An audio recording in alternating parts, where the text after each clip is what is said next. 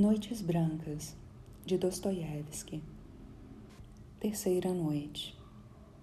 Hoje estava um dia triste, chuvoso, cinzento, turvo e lôbrego, tal qual como a velhice que me aguarda. E agora assaltam o meu pensamento estranhas e fugidias impressões.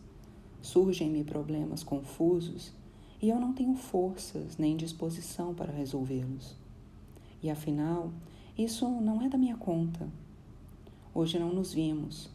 Quando ontem nos despedimos, apareciam já no céu nuvens escuras e começava a levantar-se uma névoa. Eu insisti. Amanhã vamos ter um dia nublado. Ela não respondeu. Que havia de dizer? Para ela, esse dia era claro e diáfano e nenhuma nuvem podia assombrar a sua felicidade. Se chove, não nos podemos ver, disse por fim, porque nesse caso não venho à rua. Eu pensava que ela, hoje, não teria chegado a dar pela chuva, mas não apareceu. Ontem vimos-nos pela terceira vez. Foi a nossa última noite clara. Na verdade, é digno de reparo aquilo que a alegria e a felicidade podem fazer de um homem. Como o amor exalta o nosso coração, é como se ele, todo, inteiro, se derramasse dentro de outro coração e desejássemos que toda a gente se sentisse feliz e sorrisse à nossa volta, contagiosa nessa alegria. Ontem havia nas suas palavras tanta ternura e no seu coração tanta bondade por mim. Como estava ela atenciosa, expansiva, afetuosa e amável? Como me animava o espírito e me serenava o coração. Oh, de tanta felicidade que sentia, até estava lisonjeadora. E eu tomava tudo aquilo por ouro de lei e pensava que ela... Meu Deus, como foi possível que nem sequer o tenha pensado? Como podia eu estar tão cego, sabendo como sabia que tudo aquilo pertencia a outro, e quando devia ter dito a mim mesmo que toda aquela sua ternura e carinho, sim, todo o carinho que ela me demonstrava, mas não eram do que a expressão da sua alegria perante o encontro próximo com ele, e o seu desejo de fazer-me compartilhar a sua alegria, ou simplesmente de desabafá-la comigo. Mas ele nunca mais aparecia e nós, os dois, esperávamos em vão. E ela, ao ver que ele não vinha, começou a ficar triste, preocupada e taciturna. Os seus movimentos e as suas palavras já não tinham a mesma ligeireza alada de há pouco, nem também respirava já o mesmo abandono confiante. Mas então, coisa estranha, redobrou a sua atenção e afetuosidade para comigo, e a mim pareceu-me então que tudo aquilo que ela desejava para si e que a trazia num desassossego, ainda que por acaso nunca viesse a consegui-lo, desejaria involuntariamente oferecer-mo a mim. E, tremendo pela sua felicidade, cheia de angústia e de nostalgia, compreendia finalmente que eu também amava, que eu a amava a ela, e então a sua alma sentiu piedade do meu pobre amor. Porque quando somos infelizes, ficamos mais aptos a compreender o sofrimento alheio. A nossa sensibilidade, assim, não se degrada, mas pelo contrário, adensa-se e acumula-se. Saí ao seu encontro cheio de ansiedade, pois só com muito custo me foi possível esperar pela hora da entrevista. Mas não podia imaginar o que me aguardava nesse instante, nem tampouco previa a maneira tão invulgar como tudo isso ia terminar. Ela estava radiante de júbilo, aguardando a resposta do outro, e a resposta era ele próprio quem deveria trazê-la. Ele que, sem dúvida, se daria pressa em acudir à sua chamada. Ela estava firmemente convencida disso. Havia já 1 hora que ela esperava ali, quando eu cheguei.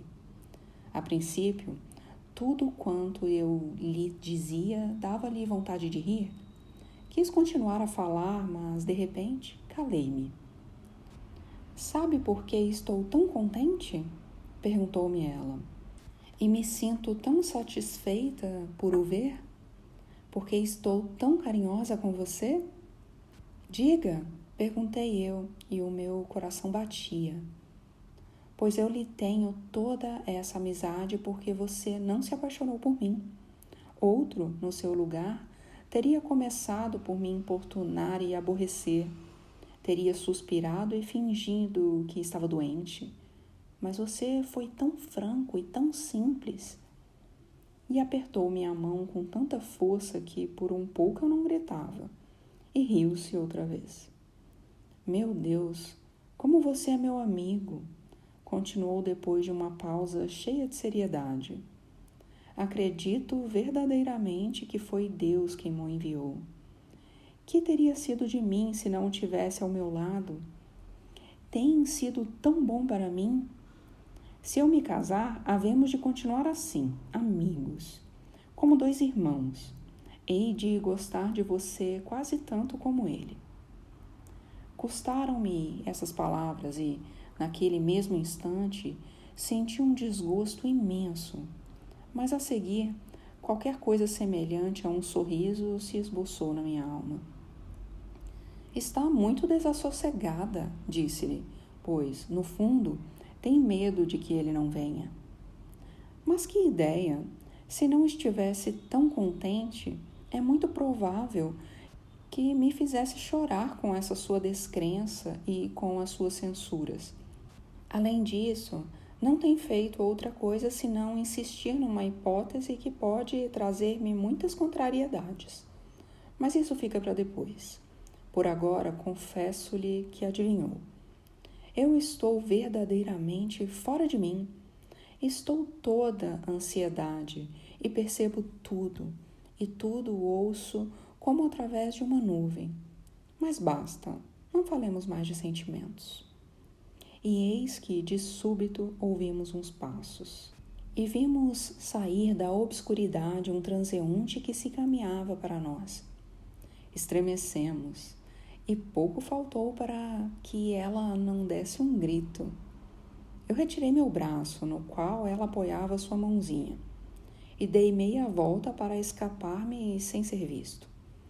Mas tínhamos nos enganado. Era um estranho que seguiu tranquilamente o seu caminho. De que tem medo? Por que retirou o braço? Perguntou-me ela, amparando-se novamente a mim. Isso não tem nada de especial. Havemos de ir ter com ele, de braço dado. Quero que ele veja que nos estimamos. Oh, como nós nos queremos! Exclamei eu. Oh, Nastatchenka, Nastatchenka, pensei em silêncio. O que disseste com essas palavras? Sem um carinho desses, Nastatchenka, até o coração pode gelar e encher-se de uma tristeza mortal. A tua mão está fria, Nastatchenka, enquanto a minha arde como lume. Como é cega, Nastatchenka? Oh, uma criatura feliz às vezes pode tornar-se insuportável, mas eu, para ti, nunca podia ser mau. Finalmente o meu coração estava tão cheio que, quisesse ou não quisesse, não tive outro remédio senão começar a falar. Nastatchenka, exclamei, sabe como passei o dia de hoje? Não, como foi?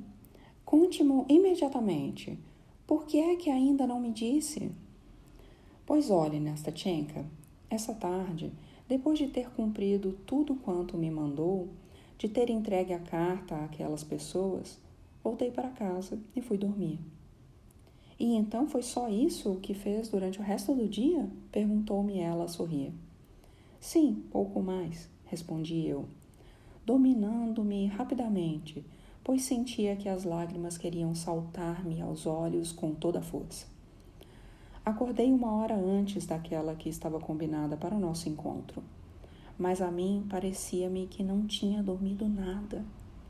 Não sei o que se passava comigo. E quando vinha para aqui, parecia-me que o fazia apenas para lhe ouvir contar.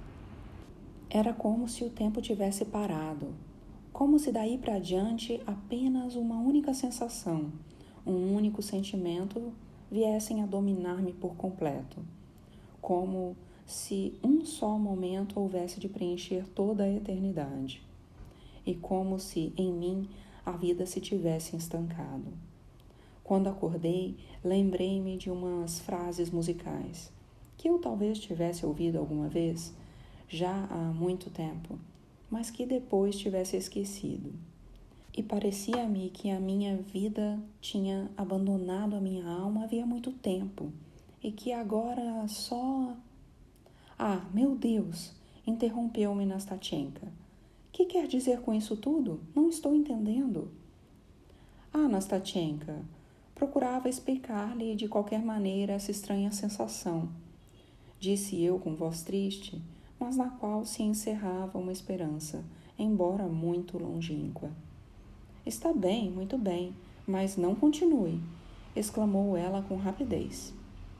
Num instante tinha percebido tudo a velhaca. Pôs-se muito faladora e alegre, e até vulgar. Agarrou-se ao meu braço, ria, falava, esforçava-se porque eu também me risse, e qualquer palavra minha mais comovida arrancava-lhe logo uma grande e sonora gargalhada.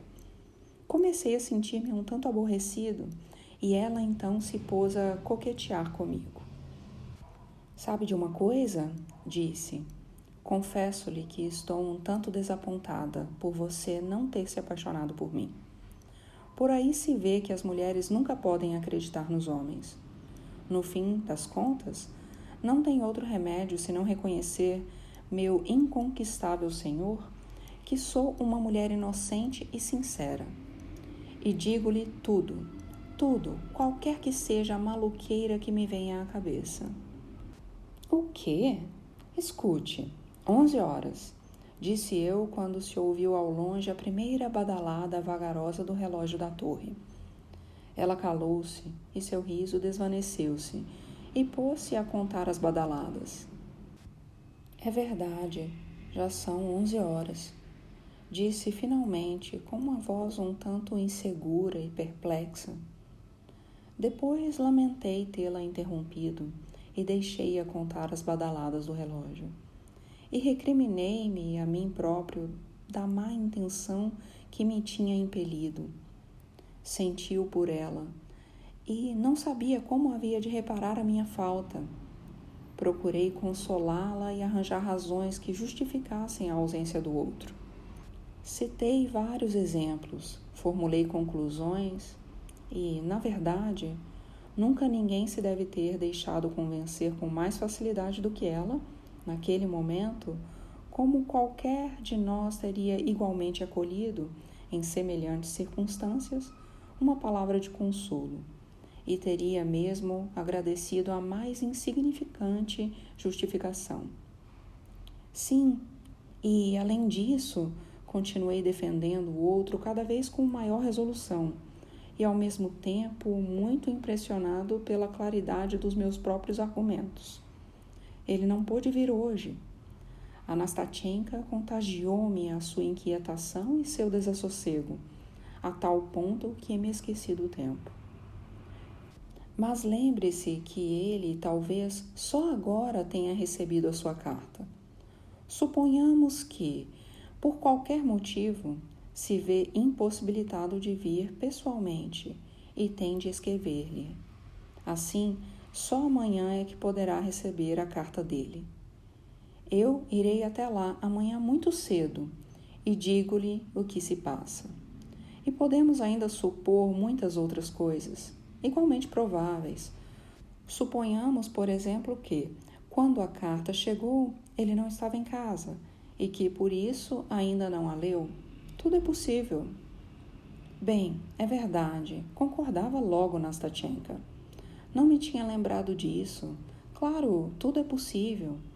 confirmava com voz condescendente e cheia de conformidade, mas na qual, no entanto, com uma leve e desagradável dissonância, transluzia um pensamento diferente. Então vamos fazer uma coisa. Amanhã, muito cedo, você vai à casa dessas pessoas conhecidas. E, se elas tiverem qualquer coisa para mim, vem logo dizer-me. Sabe onde moro? Indicou-me sua morada. Depois, de um momento para o outro, pôs-se outra vez muito carinhosa para comigo, e ao mesmo tempo parecia tomada de uma certa timidez. Na aparência, dizer-se-ia que me escutava com muita atenção, mas quando eu lhe fiz uma pergunta, ficou calada e afastou os olhos dos meus, perturbada. Eu me inclinei um pouco para a frente para poder ver-lhe o rosto. E, na verdade, ela estava chorando. Mas o que é isso? Você está parecendo um neném, uma garotinha sem um pingo de juízo. Vamos, para que essas lágrimas? Ela tentou sorrir e dominar-se, mas o rosto estremecia-lhe e o peito agitava-se cada vez mais. Estava pensando em você, disse ela após um silêncio. É tão bondoso. Seria preciso que o meu coração fosse de pedra para que eu não sentisse isso. Sabe o que pensei? Pus-me a compará-los, aos dois. Por que é que ele não há de ser você? Por que não será ele como você? Ele vale muito menos e, no entanto, eu gosto mais dele do que de você. Eu não respondi, mas ela parecia esperar que eu fizesse qualquer observação. É possível que eu não compreenda e que não o conheça muito bem, mas sabe uma coisa? Parece-me que tenho um certo medo dele. Estava sempre tão sério e tão... como se estivesse também sempre cheio de orgulho. Provavelmente tudo isso seria só na aparência, porque no seu coração deve haver mais ternura do que no meu. Também sei como ele me olhava quando me apresentei no seu quarto com o embrulho da minha roupa. E, no entanto, é assim. É como se ele estivesse muito acima de mim. Sim, como se não fôssemos os dois da mesma condição. Como se pertencêssemos a classes sociais diferentes.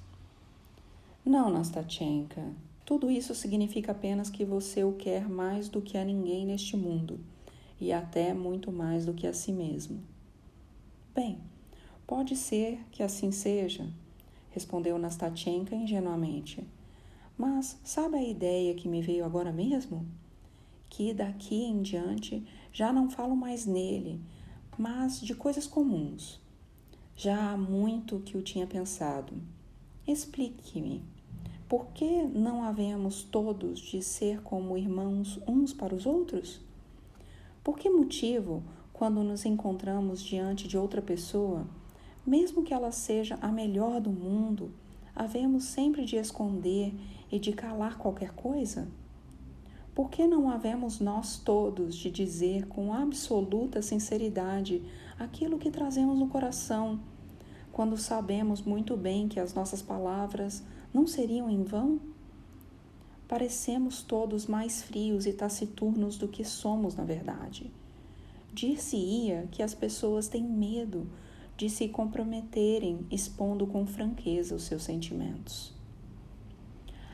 Nastatchenka, você tem muita razão, mas isso deve-se a várias causas, respondi eu, ao mesmo tempo que me fechava melhor na minha concha e guardava para mim os meus mais íntimos sentimentos. Não, contradisse ela com profunda convicção. Você, por exemplo, não é como os outros. Desculpe-me, não sei como explicar-me, mas parece-me que, por exemplo, nesse momento, sim, parece-me que precisamente neste momento está fazendo um sacrifício por mim, disse ela quase balbuciando e olhando-me fugidia. Desculpe-me de falar assim. Sou uma jovem simples, mal conheço ainda a vida e, verdadeiramente, Muitas vezes nem sei explicar-me bem, acrescentou com uma voz que vibrava com um sentimento oculto, enquanto se esforçava para sorrir. Mas quero dizer-lhe que lhe estou muito grata, que sei muito bem e que sinto. Desejo que Deus lhe dê todas as felicidades. Quanto àquilo que me contou acerca dos seus sonhos, parece-me que não é verdade. Isso não tem nenhuma relação com a sua pessoa. Você tem de ser bom e, acima de tudo, pelo que me disse, vejo bem que é um homem diferente. Mas é claro que se alguma vez se apaixonar, queira Deus que seja muito feliz. E para essa a quem você vier a amar, nem é preciso desejar mais nada, pois, em sua companhia, por força que há de ser feliz. Digo-lhe, eu que sou mulher, pode acreditar-me. Calou-se e trocamos um amistoso aperto de mãos. Eu também estava muito comovido para poder falar. Ficamos ambos calados. Sim, já não virá hoje, disse ela por fim, levantando a cabeça. Já é muito tarde. Virá amanhã, disse eu num tom de voz firme e convencido. Sim, disse ela muito satisfeita. Agora vejo muito bem que hoje era ainda demasiado cedo. E pode ser que amanhã também não venha. Bem, então até breve, até amanhã. Se chover, pode ser que eu não saia. Mas depois de amanhã hei de vir sem falta. E você, venha também sem falta. Quero vê-lo para lhe contar tudo. Quando nos despedimos, estendeu-me a mão e disse-me, pousando seus olhos sobre os meus, num olhar franco. Daqui para diante, nunca mais nos tornaremos a separar, não é verdade? Oh, Anastatenka, se soubesse como sou só neste mundo. No outro dia, quando bateram as 9 da noite, já não pude ficar nem mais um momento ou mais no meu quarto. Vesti-me e saí para a rua, apesar da chuva. Fui até o lugar onde nos costumávamos encontrar e sentei-me no banco. Passado um pouco tempo, levantei-me e fui até a rua em que ela morava. Mas depois enchi-me de vergonha e, a 2 passos da sua casa, retrocedi, sem levantar sequer os olhos para as janelas. Cheguei à casa num estado de espírito como nunca tinha experimentado. Que lôbrego, que úmido e que aborrecido tudo. Se fizesse bom tempo, dizia para comigo, havia de passar a noite toda vagabundeando por essas ruas. E é preciso esperar até amanhã. Amanhã ela vai contar-me tudo. No entanto, acabei por confessar a mim próprio que ele não tinha respondido a sua carta. Pelo menos, hoje não respondeu. Mas isso é perfeitamente natural. Para que havia ele de escrever-lhe? Há de vir, mas é vê-la pessoalmente.